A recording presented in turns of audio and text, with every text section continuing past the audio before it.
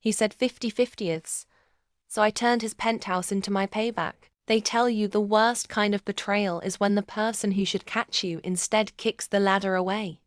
I lost my job. I came home raw and quiet, looking for a hand, not a lecture. Instead, he looked up from his laptop, clipped and cool. From now on, bills are 50/50ths. For a moment I stayed collapsed on the couch, tasting humiliation. Then a tiny, very dangerous thing happened. I remembered I knew how to build. I stopped begging for pity and started telling a story. I filmed a single, raw video.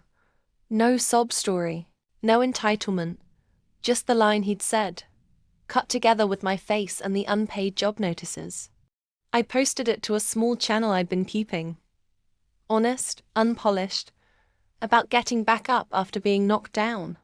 I called it the 50/50ths test. I worked.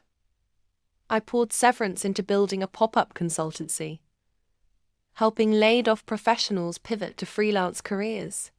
I pitched evenings, networked at breakfasts, and turned every no into a tighter pitch. Within weeks we had clients, then partners, then press. People loved the blunt honesty of the first video. More flocked, donations, a grant. Suddenly it wasn't just me. It was a movement. The growth caught the eye of a venture partner who'd once been in his social circle, someone who knew my husband's name and loved the irony.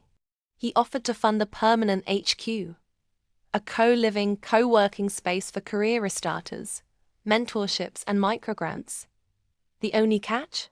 We needed a location with impact and visibility. Guess whose penthouse was both visible and listed under a shell company, because he liked privacy.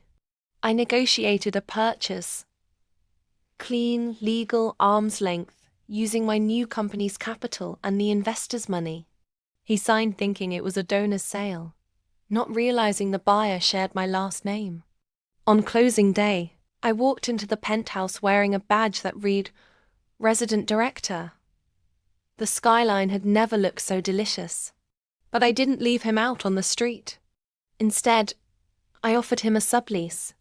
You wanted fairness, I said, handing him a printed invoice for 50% of utilities, parking, and maintenance, the same math he'd pitched at me. He swallowed. The man who'd reduced me to split the bills was now splitting a one-bedroom in a community center that hosted empowerment workshops, resume clinics, and seed funding ceremonies.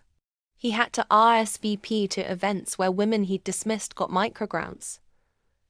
He had to wait in communal lines. He had to listen. Worst of all for him, the community loved it. They donated, they applauded our mission, and they posted selfies with the woman who turned humiliation into a habitat for other survivors. When he tried to gaslight me in front of friends, people laughed. Not at me, but at him. Want more delicious, strategic payback and real comeback stories? Subscribe and hit the bell. Join the channel where we turn "you owe me" into "we owe each other."